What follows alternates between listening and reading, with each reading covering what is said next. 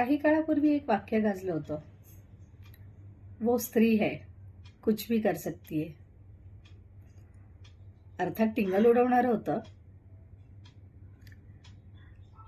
पण खरंच जर स्त्रीने एकदा ठरवलं तर ती काहीही करू शकते. अशी कित्येक उदाहरणं आहेत. अगदी जिजामाता, झाशीची राणी ते सुनीता विल्यम्स पर्यंत.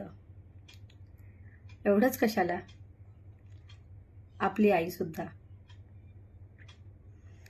दिवसभर घर, नोकरी, मुलं बाळ सगळं सांभाळत राब राब राबते